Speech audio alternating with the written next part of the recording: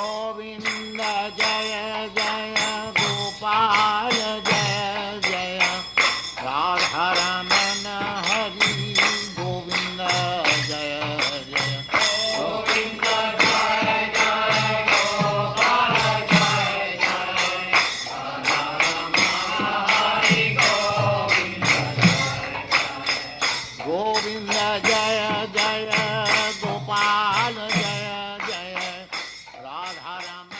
तो इस प्रकार से भृगुमुनि शाप दिए, एष एव ही लोकानाम शिव पंथा सनातना। एषः ये जो वेद हैं, एव ही लोकानाम इस संसार में जो लोग इसका पालन करते हैं, शिव पंथ सनातना वही शिव पंथ पर चल रहे हैं, वही मंगल के रास्ते पर चल रहे हैं।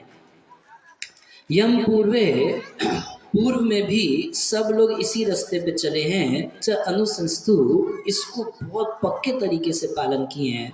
और यत प्रमाणम जनार्दनम, स्वयं भगवान जनार्दन जो हैं, भगवान कृष्ण जो हैं, वही सबसे बड़े प्रमाण हैं। उन्होंने ही वेद डायरेक्टली बोले हैं, किसी मनुष्य की रचना ये वेद नहीं है। अब इधर देखिए सामने, फिर बाद में बोलेंगे कि हमें तो पता नहीं था। और वेदों की जब निंदा होगी तो खूब मजे से यूट्यूब पर सुनेंगे और ताली बजा के बोलेंगे ये तो हम सबको बताएंगे। मगर समझिए कि भगवान ने कृपा करके हमें क्या दिया है, उसको हम कब अप्रिशिएट कर पाएंगे, जब समझेंगे कि वो चीज़ क्या है। अभी मैं यहाँ पर हीरा रख दूँ मगर किसी को पता ही ना कि हीरा है, सोचे पत्थर है, उसकी कितनी कीमत लगाएगा भाई? ले ले 2.5 रुपया है, कितने का? करोड़ों का है। थोड़ा समझेंगे नहीं और आलस करते रहेंगे तो फिर लोग हमें ऐसे ही लूटते रहेंगे, और लूटते रहो फिर क्या करेंगे। इधर सामने देखिए यहाँ पर क्या लिखा है, यत्त प्रमाणम जनार्दन, स्वयं भगवान जनार्दन ही प्रमाण है सबसे बड़े, कि वेद जो है उनको अपौरुषेय कहा गया है क्योंकि किसी पुरुष ने उसको नहीं लिखा। यहाँ तक ब्रह्मा जी ने भी वेद नहीं लिखा है। ब्रह्मा जी के मुख से जो वेद निकले उन्होंने भगवान से सुने, तब हम लोगों को दिए हैं। जन्माद्यस्य यतोऽन्वयादितरतश्चार्थेष्वभिज्ञस्वराट् तेने ब्रह्म हृदय आदि कवये मुह्यन्ति यत्सूरया। प्रारंभ में ही कह दिया गया कि तेने ब्रह्म हृदय आदि कवये, ये जो ब्रह्म विद्या है, ये जो वेदों की विद्या है, ये ब्रह्मा जी को, आदि कवि ब्रह्मा जी को स्वयं भगवान ने हृदय में ही स्फुरित की, तब ब्रह्मा जी के मुख से निकली है। नहीं तो ब्रह्मा जी भी एक जीवात्मा है, उनके अंदर भी 4 दोष हैं, और जिस किसी के अंदर 4 दोष है, ब्रह्म प्रमाद विपरीत और करुणा पाटव, वो व्यक्ति धर्म का प्रवचन नहीं कर सकता। क्या 4 दोष? तो भ्रम, एक तो भ्रम हो जाता है, किसी कुछ वस्तु को कुछ और समझ लेते हैं। अब बंद कमरा है, अंधेरा कमरा है, कुछ कपड़े पड़े हैं कुर्सी पे, सोचते हैं कोई आदमी बैठा है। क्या बोलते हैं इसको? भ्रम बोलते हैं। और प्रमाद बोलते हैं पागलपन। पागलपन क्या? अभी कथा में आ गए कथा सुनने के लिए, तब भी अपनी फ्रेंड के साथ गपशप कर रहे हैं, इसको पागलपन बोलेंगे? क्या बोलेंगे? प्रमाद। हम सबके अंदर एक प्रमाद रहते हैं, अपने कर्तव्यों को जानते हैं मगर फिर भी एक पागलपन है। भ्रम प्रमाद विपरीलिप्सा और करुणा पाटव, धोखा देना और धोखा खाना, ये दोनों दोष है। लोग बोलते हैं अरे लोग हमें धोखा दे देते हैं, मतलब आप में कुछ प्रॉब्लम है, तब लोग आपको धोखा, इसका मतलब आपकी बुद्धि कम है ना, वरना आपको कैसे कोई धोखा दे सकता है। तो जो भी बदजीव है इस भौतिक जगत में, उसमें 4 दोष हैं, और चौथा है गलती करना। धोखा देते भी हैं। अभी किसी को बोल देंगे मैं 2 मिनट में आ रहा हूँ, आएंगे 1 घंटे बाद। उसको पहले से पता है कि मैं 1 घंटा लगेगा, मेरे को 1 घंटे बाद ही आऊँगा, मगर बोल के क्या जाएगा? 2 मिनट में। क्यों बोलेगा 2 मिनट में आ रहा हूँ? इसको 1 घंटा बोल दूंगा तो मानेगा नहीं। तो चीटिंग, छोटी छोटी चीज़ें हम लोग चीटिंग करते हैं।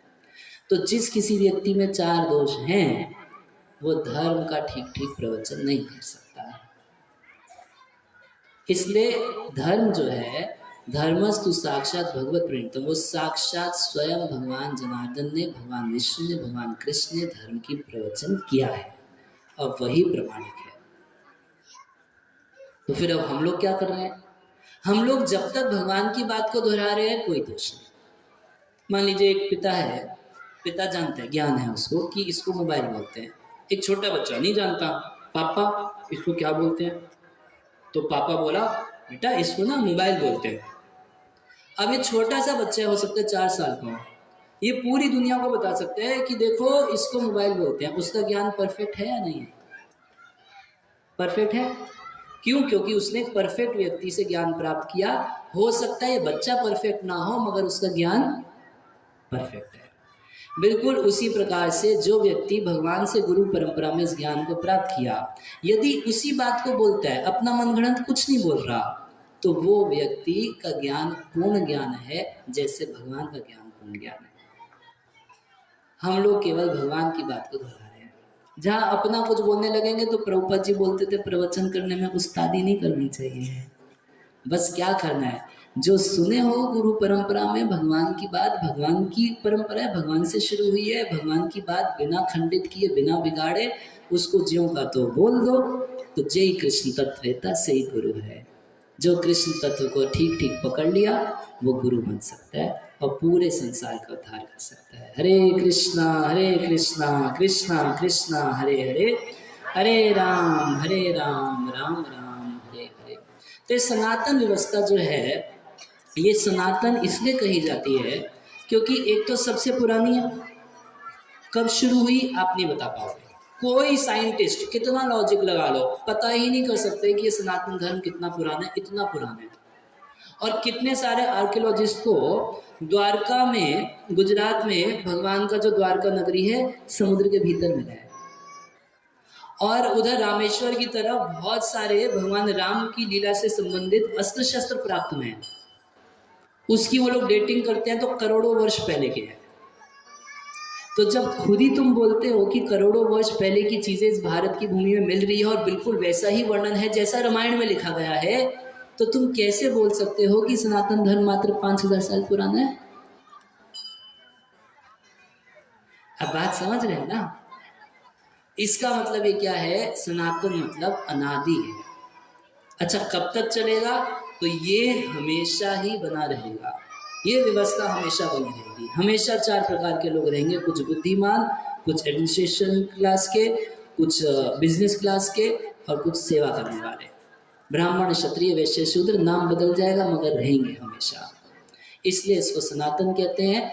इस सनातन परंपरा के अलावा जो कुछ पंथ है वो डेंजरस है, वो सेतु नहीं है, वो कहीं ना कहीं टूटा फूटा सेतु है। अगर कोई बोले भी कि एक सेतु है, इससे संसार सागर पार हो जाएगा, पार नहीं लगेगा। समझ रहे हैं ना? ये यहाँ एकदम स्पष्ट है। यत् प्रमाणम जनार्दन, इसका प्रमाण कौन है? स्वयं भगवान जनार्दन उसका प्रमाण है। तद ब्रह्म परमं शुद्धम सताम वर्त्म सनातनम विघर्ययात् पाषंडम देवम वो यत्र भूतराट।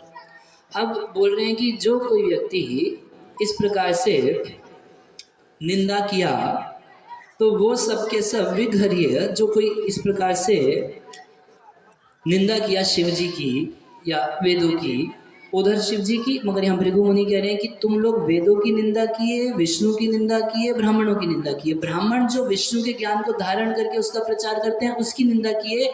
इस वजह से विघर्याद पाषंडम, इसलिए तुम सबके सब नास्तिक हो जाओ। ये भृगु मुनि अंतिम शाप दिए। और तस्यैव वदत शापम भृगो स भगवान भव निश्चक्राम तत किंचित विमना इव सानुगः। तो तस्यैव वदत शापम, इस प्रकार से जब ये इसको शाप दे रहा है, वो उसको शाप दे रहा है। और शापम भृगु मुनि जब शाप दे रहे हैं तो स भगवान भव, शिव जी सुन रहे हैं, ये बकबक कर रहे हैं, वो बकबक। शिव जी की नजर में शिव जी को अच्छा नहीं लग रहा था। निश्चक्राम तथा किंचित विमना, विमना यानी कि मन उनका बड़ा खट्टा हो रहा था उस सभा में। क्या चल रहा है? इधर शिव भक्तों को मैं शाप देता हूँ और उधर वो बोल रहे मैं ब्राह्मणों को शाप देता हूँ, क्या चल रहा है? इनको बड़ा खराब लग रहा था। बोले कि इस सबसे तुम्हारी क्या आध्यात्मिक प्रगति हो जाएगी? बोले नहीं शिव जी, मन में सोचे तुम उसको शाप दे दोगे, वो तुमको शाप दे देगा, इस लड़ाई झगड़े में क्या आध्यात्मिक प्रगति हो जाएगी? कुछ हो जाएगा? इसमें स्पिरिचुअल क्या है? तो वे मना, उनको बड़ा खराब लग रहा है। और हो क्या रहा था कि भृगु मुनि बार बार बोल रहे थे विष्णु विष्णु, विष्णु ने वेद दिए। तो बार बार जब विष्णु विष्णु ज्यादा कर रहे थे तो भगवान शिव सोचे कि कहीं ऐसा ना हो कि नंदीश्वर गुस्से में विष्णु को और वैष्णव को गाली देना शुरू कर दे, तो बहुत घोर अपराध हो जाएगा। तो ऐसी सभा में नहीं रहना चाहिए। तो निश्चक्राम तथा किंचित, थोड़ा सा विमना हुए, उनको मन अच्छा नहीं लगा, किसी से कुछ नहीं बोले। ऐसा नहीं कि ब्राह्मणों का पक्ष किए शिव जी ना, ऐसा नहीं कि अपने भक्तों का पक्ष किए, जो शिव मंत्र दीक्षा ग्रहण किए उनका भी पक्ष नहीं लिए। उनको ये सब बहुत थर्ड क्लास की लड़ाई लग रही थी। शिव जी चुपचाप खड़े हुए, उस सभा से चले गए। बोले हम कैलाश पर्वत पे जाएंगे, हरिनाम करेंगे, ये फालतू के लोगों के बीच में बैठना नहीं है। तो इस तरीके से निश्चक्राम तथा किंचित विमना एवं सानुगा, और शिव जी चले गए तो उनके पीछे पीछे सा अनुगा, नंदीश्वर ये वो जितने उनके अनुगत में रहने वाले थे सबके सब चले गए। तो शिव जी ना तो इस पार्टी के और ना शिव जी उस पार्टी के। शिव जी किस पार्टी के? शिव जी हरिनाम पार्टी के। तो इस प्रकार से सब झगड़ा चल रहा है। और कितना समय झगड़ा चला तो कह रहे सदा विद्वेष तरो एवं कालो वे गृहमाणयो जामातु शुश्रूषापि सुमहानति चक्र में। सुमहानति चक्र में बहुत समय झगड़ा चलता रहा, कई हजार साल तक। अब दक्ष कभी माफी मांगा नहीं, कोई किसी से माफी मांगा नहीं। वो लड़ाई, बच्चों को चुप कीजिए।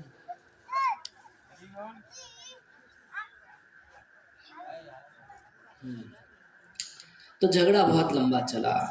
तो एक सवाल उठता है कि चलिए दक्ष को तो बुद्धि कम थी और दक्ष का स्टैंडर्ड भी सोच समझ का बड़ा लो था, तो दक्ष तो शिव जी से द्वेष करता था, तो क्या शिव जी भी दक्ष से द्वेष करते थे?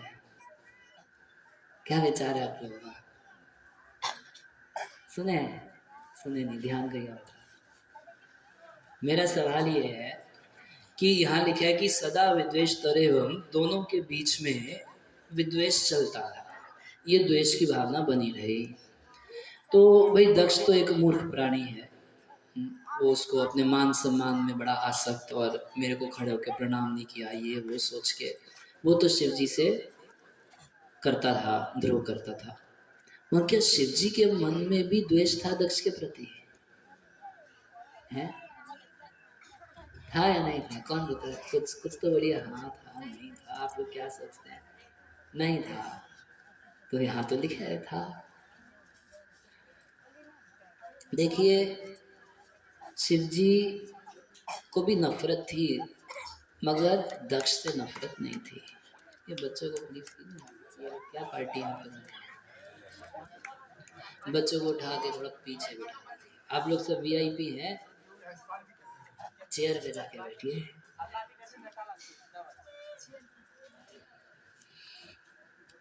तो देखिए जैसे कोई माता पिता होते हैं, माता पिता कभी अपने बच्चे को थप्पड़ मार देते हैं, कभी चीखते हैं, चिल्लाते हैं उसके ऊपर, तो क्या माता पिता द्वेष करते हैं अपने बेटे से? नहीं, वो बच्चे से द्वेष नहीं करते, वो बच्चे के अज्ञान से द्वेष करते हैं। नफरत किससे है? ये इतना मूर्ख क्यों है, इसको क्यों नहीं बात समझ में आती? यही नफरत है ना। ऐसा नहीं है कि उसको बेटे से नफरत है, बेटी से नफरत है, उसको अपने बच्चे के अज्ञान से नफरत है। तो दक्ष तो शिव जी से नफरत कर रहा, मगर भगवान शिव को नफरत थी दक्ष के अज्ञान से। अंदर समझ रहे ना? और शिव जी के हृदय में दक्ष के प्रति ये भावना नहीं थी कि नफरत की भावना, वो तो है ही नहीं। हम शुरू में बता दिए, भगवान शिव का गुण गाते हुए विदुर जी जिज्ञासा किए कि निर्वैरम, जिनके हृदय में वैर है ही नहीं, किसी से वैर नहीं है शिव जी को। भाई भगवान है, सर्वशक्तिमान है, किसी से द्वेष करके करेंगे क्या? अब ये थोड़ी ना कि दक्ष ने कुछ गाली दे दी तो शिव जी की पोजीशन डाउन हो गई, अब सर पकड़ के बैठ जाएंगे, बताओ दक्ष ने मुझको ऐसा बोल दिया। अब लोग क्या सोचेंगे मेरे बारे में। शिव जी को तो ये सब टेंशन है, वो कैसे शक्ति है, उनकी पोजीशन थोड़ी ना डाउन हो जाएगी। हमारे भक्ति सिद्धांत महाराज जी उदाहरण दिया करते थे कि कोई अगर सूर्य के देख के उस पर थूके, अब ट्राई कर लीजिए यार, गर्दन ऊपर करके थूके, क्या होगा, होगा क्या, क्या सूर्य तक थूक चला जाएगा, नहीं जाएगा। उसी प्रकार से कितने लोग मिलके भगवान की निंदा करें, भगवान को फर्क नहीं पड़ेगा, मगर उसको फर्क जरूर पड़ेगा। वो थूक आएगा कहाँ पर, उसी के मुख पर आएगा। तो शिव जी से दक्ष नफरत करता है, मगर भगवान शिव दक्ष के अज्ञान से नफरत करते थे, जैसे कोई पिता अपने बच्चे के अज्ञान से नफरत करता है।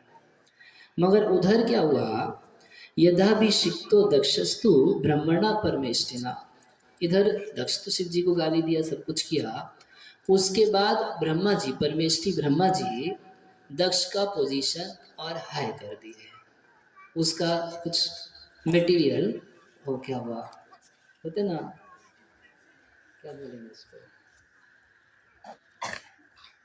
एक पोस्ट हाई हो गया, उनका प्रमोशन हो गया। तो प्रजापति से अब प्रजापति नाम सर्वेशाम आधिपत्य, प्रजापतियों का आधिपति राजा, उनका प्रजापतियों का पति दक्ष को ब्रह्मा जी घोषित कर दिए। तो भाई कोई बोलेगा इतना अपराध किया फिर उसकी तरक्की कैसे हो गई, दोनों का कोई लेना देना नहीं है, दोनों का कोई लेना देना, तरक्की हो सकती है, अपराधी व्यक्ति की भी तरक्की हो सकती है, कोई लेना देना नहीं है दोनों का। लोग जबरदस्ती उसको एक दूसरे में घुसाते हैं, ऐसा है नहीं। ये वो अपराध किया, वो भगवान शिव के प्रति अपराध किया, मगर क्योंकि मैनेजमेंट में काफी एक्सपर्ट था, दक्ष का मतलब होता है एक्सपर्ट, वो व्यवस्था आदि में, प्रजा को बढ़ाने में, प्रजापति था, प्रजापति मतलब जो प्रजा को बढ़ाए, प्रजा को बढ़ाने आदि में बड़ा एक्सपर्ट था दक्ष। तो ब्रह्मा जी उसका उसको प्रमोशन दे दिए। प्रजापति नाम सर्वेशाम अधिपत्य स्मयो भवत, मगर क्योंकि अपराधी था, इस वजह से जैसे ही उसकी पोस्ट बढ़ी, स्मया, उसको घमंड भी बढ़ गया।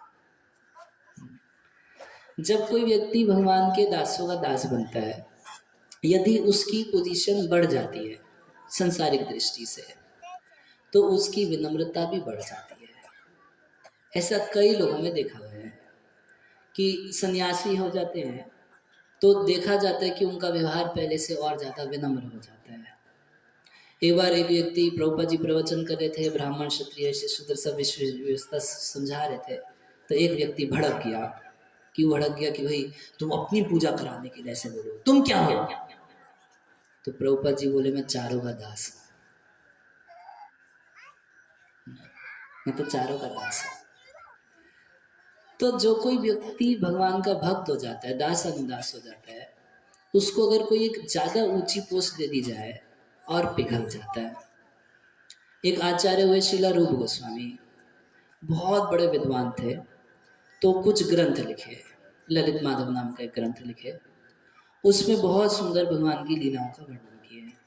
तो एक बार की बात है, भगवान चैतन्य महाप्रभु अपने सारे पार्षदों के साथ बैठे थे, बड़े बड़े विद्वान उसमें सबके सब। तो रूप गोस्वामी को बोले, रूप मैं सुना हूं कि तुम एक नया ग्रंथ लिख रहे हो। नया ग्रंथ मतलब ग्रंथों से ही संकलन करते थे भगवान की लीलाओं को और उसको लिखते थे, ये नहीं कि अपनी बात लिखते थे, कुछ लिखे हैं तो सुनाओ। तो सब बड़े बड़े लोगों के बीच में थोड़ा लज्जित महसूस किए रूप गोस्वामी, बोले कि सबके बीच में मैं छोटा आदमी, मैं क्या सुनाऊंगा। तो महाप्रभु उनको प्रोत्साहित किया, नहीं नहीं तुम सुनाओ। तो एक श्लोक सुनाए शुरू का, इतना सुंदर श्लोक, इतना सुंदर श्लोक, महाप्रभु बहुत प्रशंसा किए। और जितना रूप गोस्वामी की प्रशंसा किए, उतना रूप गोस्वामी अंदर ही अंदर विनम्र होते गए। क्या सोच रहे हैं कि देखो महाप्रभु कितना पावरफुल है, ये महाप्रभु की कृपा कैसी है कि मुझ जैसे नीच व्यक्ति से भी इतना बड़ा काम करा लिए। मेरी महिमा नहीं है, ये तो सब महाप्रभु की महिमा है। तो किसी अच्छे व्यक्ति को, किसी साधु व्यक्ति को प्रशंसा की जाए तो उसमें वो भगवान का हाथ देखता है। तो कि अरे मैं तो एकदम कंडम व्यक्ति हूँ, थर्ड क्लास का व्यक्ति हूँ, मेरे जैसे व्यक्ति को भी भगवान इतना कुछ करा रहे हैं, ये निश्चित रूप से उनकी कृपा है, नहीं तो मैं कुछ भी नहीं हूँ। मगर जब दक्ष को प्रमोशन मिला तो अहंकार विमूढ़ात्मा कर्ता अहम इति मन्यते, भगवान भगवत गीता में बोले। अहंकारी जीव सोचता है कि मैंने किया, और यही उसका अहंकार है। तुमने थोड़ी ना किया, भगवान की कृपा से सब काम होता है। मगर जिस व्यक्ति को अहंकार रहता है, हम नहीं करते तो कैसे हो जाता जी, हम किए जी, नहीं देख लीजिए, जो किया हम किया, और कौन किया। आप लोग ध्यान से देखे नहीं शायद, मैं कितना मेहनत करता था, भगवान तो अंदर बैठा तो अल्टर में, वो क्या किया है ना। राजबिहारी कोई झाड़ू मारा, कभी निकले अल्टर से, कभी झाड़ू मारे हो, कौन मंदिर साफ, मैं मंदिर साफ किया। रोड बनवाए, कौन रोड बनवाया, राजबिहारी बनवाए। जाते थे भगवान, मजदूरी किए, कभी एक ईटा रखे, कभी रोड ना, मैं बनवाया। यह सब भाव होता है।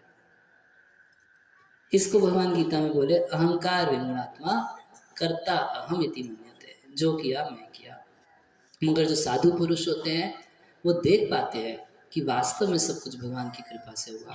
हम लोगों के जीवन में कई बार ऐसा होता है कि हम लोग कोई चीज़ करना चाहते हैं, खूब कोशिश करते हैं, ज़्यादा मेहनत करते हैं और असफल होते हैं, और कभी कभी थोड़ी सी मेहनत करके सफलता पा जाते हैं।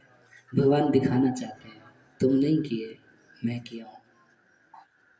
अर्जुन को भगवान भगवद गीता में यही बोल रहे हैं, निमित्त मात्र भव सव्यसाची। वो पूछ रहे हैं अर्जुन को, भगवान विराट रूप दिखा रहे हैं, तो इतना जितना योद्धा उस युद्ध भूमि में, सारे के सारे भगवान के मुख में प्रवेश कर रहे हैं, और भगवान जैसे हम लोग चने मुरमुरे चबाते हैं ऐसे चबा चबा के सबको खा रहे हैं।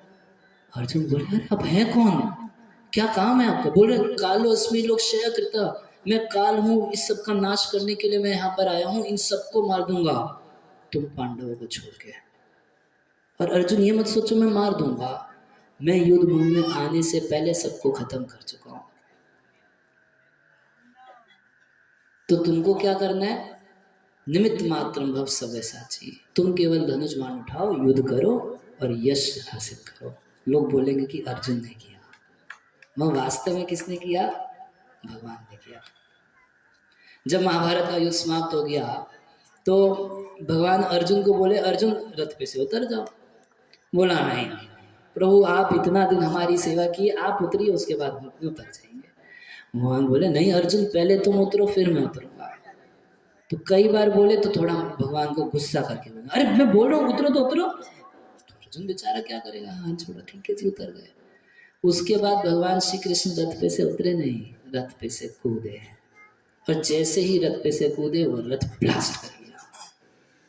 भगवान बोले तुम्हारा रथ 18 दिन पहले ही ये हाल हो जाता अगर मैं रथ पे नहीं होता था। तो जो साधु पुरुष होते हैं, जो अच्छे लोग होते हैं, वो भगवान की कृपा का प्रत्येक क्षण दर्शन कर पाते हैं। और जो जितना अहंकारी होता है उसको अगर प्रमोशन मिल जाएगा तो उसका अहंकार और फूल जाएगा। माइक मिल गया तो तुरंत बोलेगा भगवान कुछ नहीं होते, क्या तुम भगवान दिखा सकते हो, है ना। तो यही हाल हो गया दक्ष प्रजापति का। दक्ष प्रजापति ऊंचा पोस्ट हुआ और इस तरीके से ईश्वर सवाजपेय न ब्रह्म निष्ठाम अभिभूय च बृहस्पति सवम नाम समारेभे कृतोत्तम। तो फिर वो कई और यज्ञ भी करने लगा, और अब एक स्पेशल यज्ञ उन्होंने ऑर्गेनाइज किया। उस यज्ञ का उद्देश्य था कि इसमें मैं शिव को बुलाऊंगा नहीं, और सारे लोग आएंगे, सारे देवता आएंगे, सारा समाज आएगा, सब लोग आएंगे, और सब लोग जान जाएंगे कि मैं सबसे श्रेष्ठ। अभी लड़ाई खत्म तो नहीं आई थी, समझ रहे ना। अभी लड़ाई में एक चीज और बाकी है। क्या बाकी है, अब ऐसा एक यज्ञ करेंगे जिसमें शिव को नहीं बुलाएंगे और पूरे समाज को दिखा देंगे कि हम सबसे श्रेष्ठ है। अब इधर तो दक्ष अपनी उस पोजीशन को बनाए रखने के लिए और समाज में अपनी प्रतिष्ठा बनाए रखने के लिए, उस प्रतिष्ठा को बढ़ाने के लिए यज्ञ में लगा था।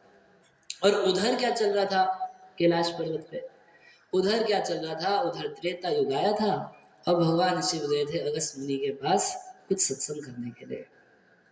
और वहां पर वो कुछ राम कथा सुनाए और शिव जी कुछ भक्ति रसामृत सिंधु से सुनाए। दोनों खूब आनंद में वापस लौट रहे थे तो रास्ते में उनको भगवान राम के दर्शन हुए। उधर में वो सब यज्ञ कर रहे हैं अपनी मान बढ़ाई प्रतिष्ठा को स्थापित करने के लिए, और इधर शिव जी एकदम भगवान की लीलाओं के आनंद में है। अब जैसे भगवान रामचंद्र को देखे भोलेनाथ, तो सती भी उनके साथ थी, देखे तो भगवान को जय सच्चिदानंद। तो सती बोली कि ये तुम किसको जय सच्चिदानंद बोलते हो? बोले वो हमारे आराध्य प्रभु भगवान श्री राम, जिनका नाम हम हमेशा जप करते हैं, जिनकी कथा अभी अगस्त मुनि के साथ हम चर्चा करके आए ना, भक्ति रसामृत सिंधु पे, और राम कथा हम चर्चा करें। ये सब जो हम अभी कथा करके आए ये वही राम है। तो बोली वही राम है? अरे मगर उसकी स्थिति तो देखो, राम जी अब सीता माता का अपहरण हो चुका था और इधर उधर लता पता पहाड़ पत्थर सब लोगों से पूछ रहे थे कहीं मेरी सीता को देखा है। अरे मृगों से पूछ रहे थे, हिरण से पूछ रहे थे, ए हिरनी, हे मृग नयनी, क्या तूने मेरी मृग नयनी सीता को देखा है? आज सोचिए संसार में भी अगर किसी की पत्नी खो जाएगी तो हो सकता है न्यूज़पेपर में निकाले लॉस्ट एंड फाउंड, ये सब, मगर ऐसे पत्थर पहाड़ों से तो नहीं पूछेगा, पेड़ों से पूछ रहे हैं तुम बता दो क्या तुमने कहीं हमारी सीता को देखा है? और विरह में एकदम ऐसे आंसू बहा बहा के भगवान रो रहे हैं कि सती माता कंफ्यूज हो गई। बोली कि आप बोल तो रहे हो मगर मुझको डाउट है। तो बहुत फिर आगे निकल गए तो शिव जी बोले कि तुमको बहुत उत्सुकता है तो कुछ परीक्षा ले आओ। हाँ ये ठीक रहेगा, मैं परीक्षा लेके आऊंगी, मगर आप कहीं और चले जाएंगे। तो नहीं नहीं, मैं यही पेड़ के नीचे बैठ के हरि नाम जप करता हूँ, तब तक तुम अपना परीक्षा करके वापस आ जाना। तो वहीं शिव जी बैठ गए और सती माता गई भगवान राम जहाँ पर थे। सोचे कि कैसे परीक्षा लेंगे, तो सोची कि मैं सीता का वेश धारण कर लेती हूँ। राम तो एकदम मेरे को देख के बावला हो जाएगा, अरे मेरी सीता वो कहाँ चली गई थी, तेरे बेटा नंबर तो पानी पर हो गया, एकदम दौड़ गले लगाने लगे, कुछ तो करेगा। तो सती माता ये योजना करके सीता का वेश धारण करके चली गई राम जी के पास। और जैसे ही भगवान राम देखे सती माता को सीता के वेश में, एकदम सीता जैसी दिखाई दे रही है, तो बोले मैया प्रणाम, भोले बाबा साथ में आज अकेली का घूम रही है।